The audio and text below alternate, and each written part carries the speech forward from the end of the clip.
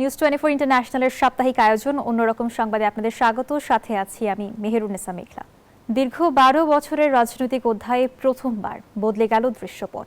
ছাত্র আন্দোলনের গর্জন আর বিরোধীদের লাগাতার চাপে শেষ পর্যন্ত সরে দাঁড়াতে হলো কেন্দ্রীয় শিক্ষামন্ত্রী ধর্মেন্দ্র প্রধানকে। টানা 12 বছরের মোদী শাসনে রাজনৈতিক চাপের মুখে কোনো পূর্ণমন্ত্রীর বিদায় এটাই প্রথম। 12 বছরের অনড় দেয়ালে শেষ পর্যন্ত ধরল ফাটল।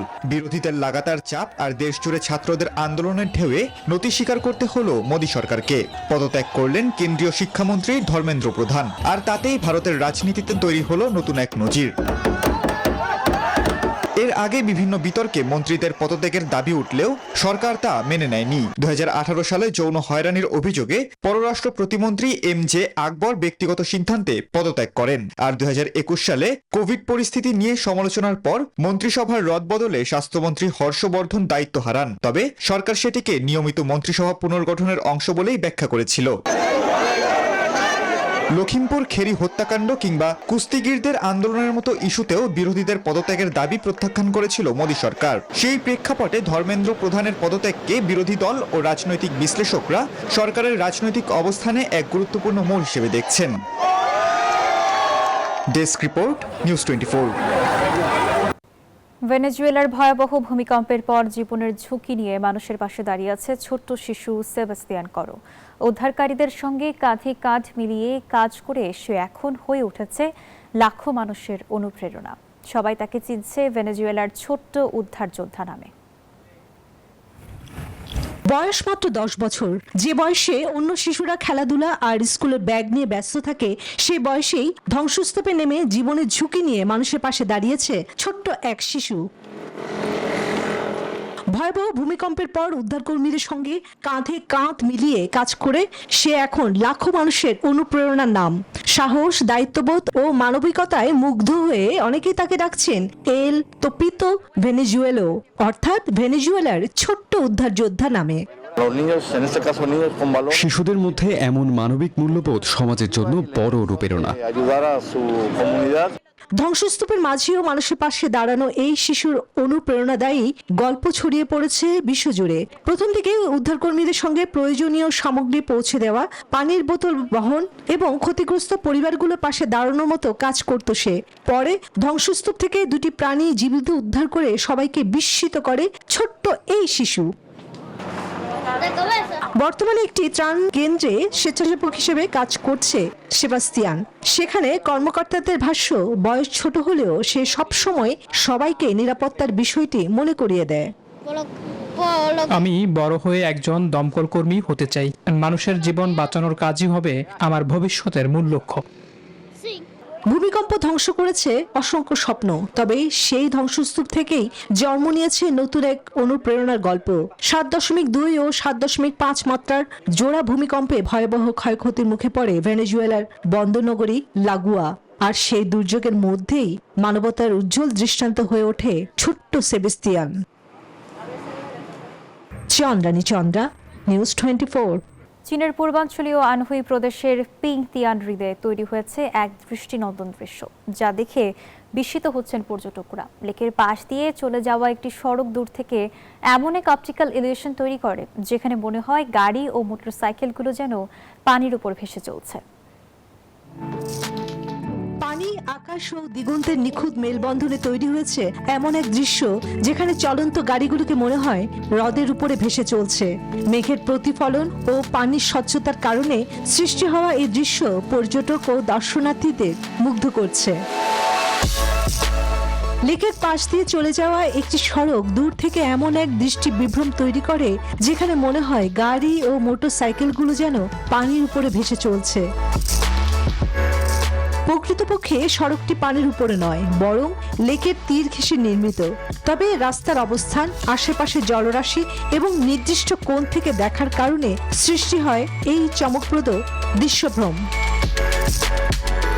প্রাকৃতিক সৌন্দর্য আর অপটিক্যাল ইলিউশনের অনন্য সমন্বয়ে পিয়াংতিয়ান হ্রদের এই দৃশ্য এখন সামাজিক যোগাযোগ মাধ্যমেও ব্যাপক আলোচনা জন্ম দিয়েছে।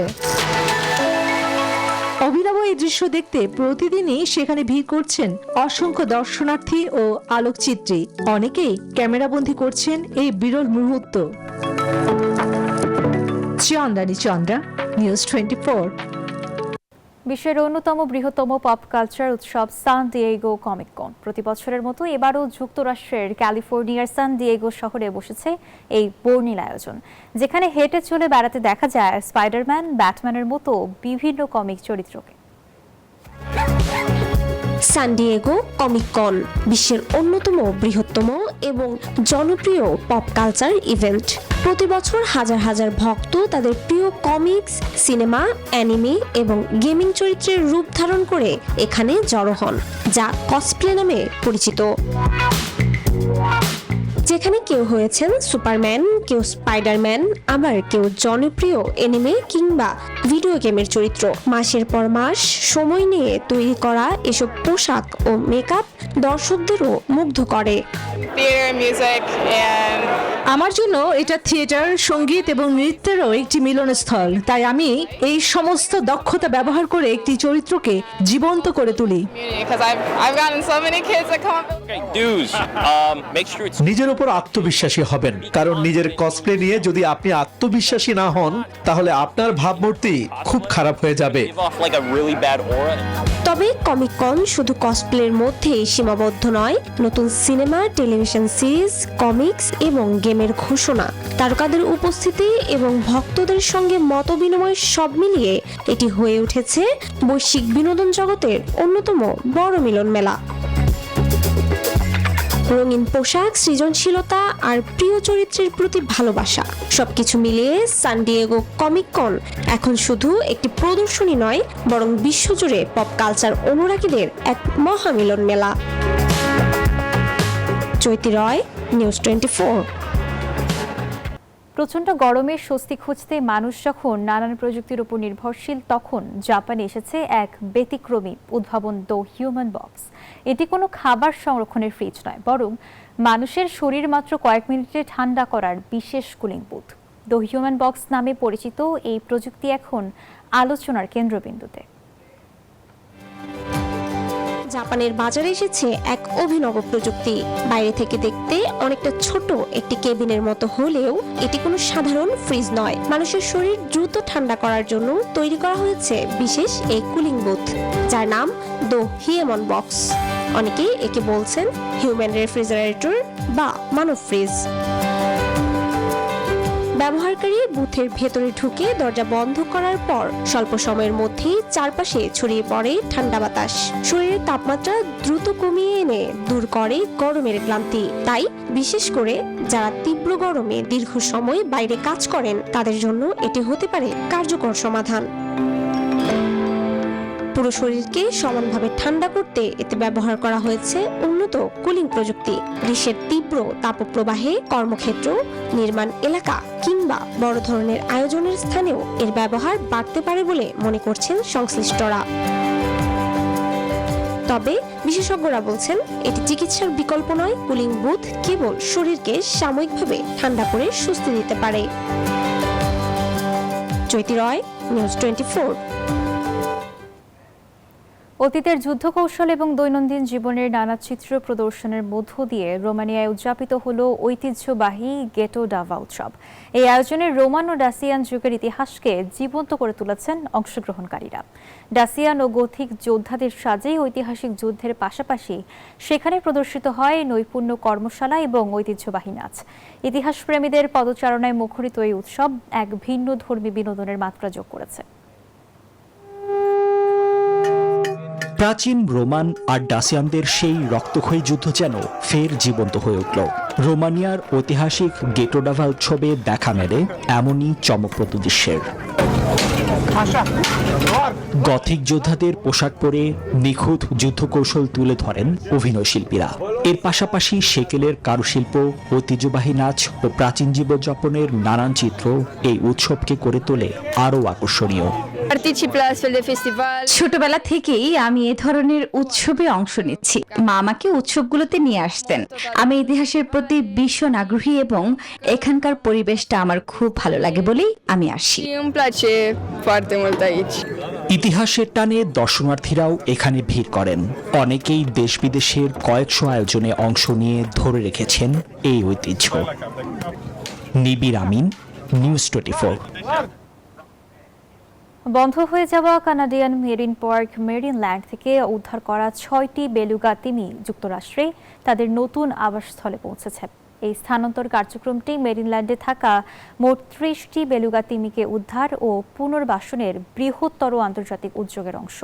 পার্কটি বন্ধ হয়ে যাওয়ায় সেখানে দীর্ঘমেয়াদে প্রাণীগুলোর যথাযথ পরিচর্যা নিশ্চিত করা সম্ভব হচ্ছিল না।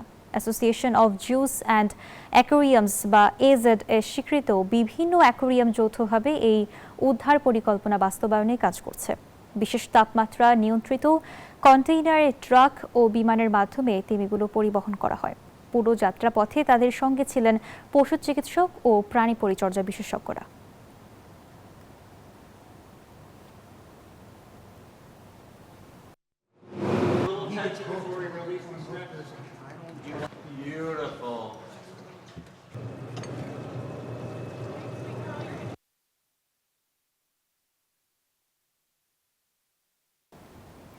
বহু বছর আগের পাবলিক ফোনই আবার হয়ে উঠছে জরুরি যোগাযোগের ভরসা। রাশিয়া নিয়ন্ত্রিত ক্রিমিয়ায় শহরের বিভিন্ন স্থানে পাবলিক স্ট্রিট ফোন স্থাপন শুরু করেছে স্থানীয় প্রশাসন। ইউক্রেনের হামলায় যোগাযোগ ব্যবস্থা ব্যাহত হওয়ায় এমন পদক্ষেপ। ড্রোন হামলার সাইরেন বাজলেই ভেঙে পড়ে যোগাযোগ ব্যবস্থা। এই সংকট থেকে মুক্তি পেতে জরুরি সহায়তার জন্য পুরনো প্রযুক্তির দিকেই ফিরছে ক্রিমিয়া। পুলিশ ও অ্যাম্বুলেন্সের দ্রুত যোগাযোগ নিশ্চিত করতে শহরের বিভিন্ন স্থানে বসানো হচ্ছে পাবলিক স্ট্রিট ফোন। 2014 সালে রাশিয়ার দখলে যাওয়া ক্রিমিয়ায় ইউক্রেনের ধারাবাহিক হামলার মধ্যে এই উদ্যোগ নিয়েছে স্থানীয় প্রশাসন। মোবাইল নেটওয়ার্ক অচল হয়ে পড়লে এসব ফোনই হবে জরুরি সেবার বিকল্প মাধ্যম। পশ্চিম ক্রিমিয়ার পাটোরিয়া শহরের বিভিন্ন গুরুত্বপূর্ণ স্থানে ইতোমধ্যে এসব জরুরি ফোন বসানো হয়েছে। জরুরি মুহূর্তে পুলিশ, অ্যাম্বুলেন্স সহ জরুরি সেবার সঙ্গে যোগাযোগ করা সহজ হবে। মানুষের নিরাপত্তা নিশ্চিত করতে এই অতিরিক্ত যোগাযোগ ব্যবস্থা কার্যকর ভূমিকা রাখবে। একসময় জনপ্রিয় পর্যটন কেন্দ্র হিসেবে পরিচিত ক্রিমিয়া এখন যুদ্ধের সরাসরি প্রভাব মোকাবিলা করছে। ড্রোন হামলার কারণে বিদ্যুৎ বিভ্রাট ও জ্বালানির সংকট দেখা দিয়েছে। এর ফলে শিশুদের গ্রীষ্মকালীন ক্যাম্প বাতিল করা হয়েছে, আর ক্যাফে ও গণপরিবহনের পরিচালনার সময়ও সীমিত করা হয়েছে। আফরিন মৌ, নিউজ 24। আর এই ছিল অন্যরকম সংবাদের আয়োজনে। আরো খবর ও বিশ্লেষণ জানতে ভিজিট করুন www.news24bt.tv। ধন্যবাদ।